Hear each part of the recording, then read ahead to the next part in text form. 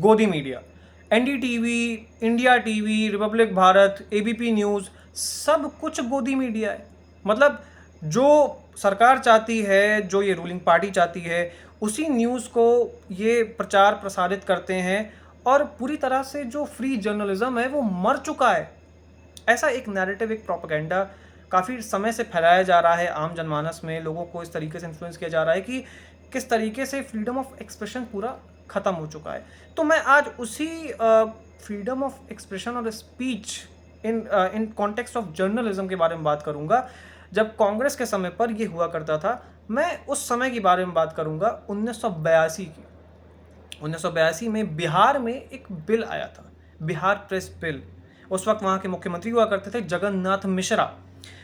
31 जुलाई को ये बिल उन्होंने प्रेजेंट किया था। 1 अगस्त को 5 मिनट के अंदर बिहार विधानसभा में ये बिल पास हो गया। ये बिल क्या था? ये बिल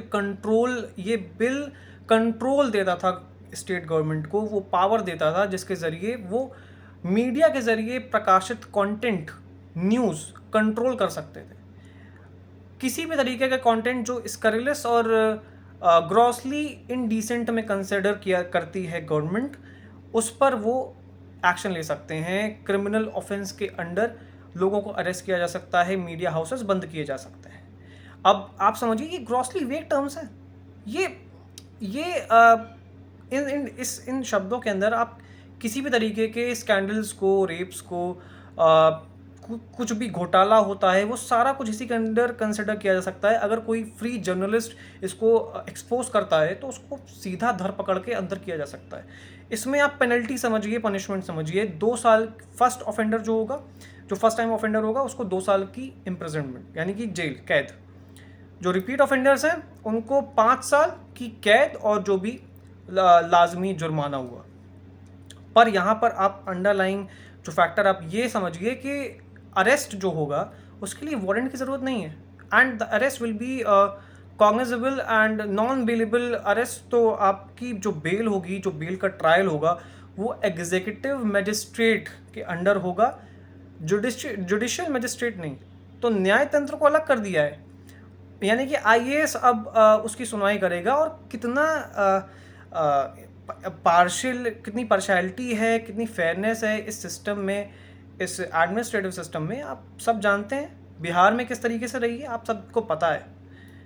इस तरीके से पूरे सिस्टम को हाईजैक किया गया था, प्रजातंत्र को, न्याय तंत्र को, पूरे प्रशासन तंत्र को पूरा हाईजैक करके इस तरीके का बिल लाया गया था ताकि पूरी तरह से प्रेस की फ्रीडम को article 19 section 1 clause A, freedom of expression and speech, उसको पूरी तरीके से ख़त्म कर दिया, नस्तो नाबूद कर दिया the then chief minister Jagannath Mishra ने, जो कि कांग्रेस के थे।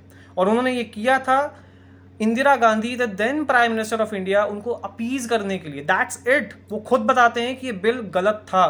बाद में जब आई थिंक 2017 में उन्होंने बताया था कि ये बिल गलत था, बट उन्होंने ये लाया क्योंकि उन्हें अपीजमेंट इंदिरा जी का, क्योंकि 1975 से 77 के बीच में इमरजेंसी आई थी, आपको याद है, वो डार्केस्ट फेस। उसके बाद 82 में ड्रैकोनियन बिल सिर्फ और सिर्फ इंदिरा जी के लिए, ताकि उनके खिलाफ कोई इस तरीके की समाचार सूचना ना प्रकाशित करे और ना ही उसके खिलाफ उनके खिलाफ पूरे जो डिस्कोर्स है वो किसी भी उनके खिलाफ कुछ भी लिखा जाए। ये है Congress era, media journalism under Congress era. ये है कांग्रेस गवर्नमेंट के अंदर फ्री जर्नलिज्म, मीडिया की अभिव्यक्ति की आज़ादी। उनके अंदर किस तरीके से मीडिया को ही सेंसर कर दिया जाता था। जो मीडिया को पब्लिश ही नहीं करने देंगे तो वो खबर बाहर आएगी भी नहीं। कंट्रोल करना, ख़त्म कर देना, सिर्फ उन्हीं पब्लिकेशंस को रखना जो उनके फेवर में छापते हैं, बाकी सब को हटा के फेंक देना। ये था कांग्रेस का तरीका, their modus operandi against media. This is how they dealt with the media.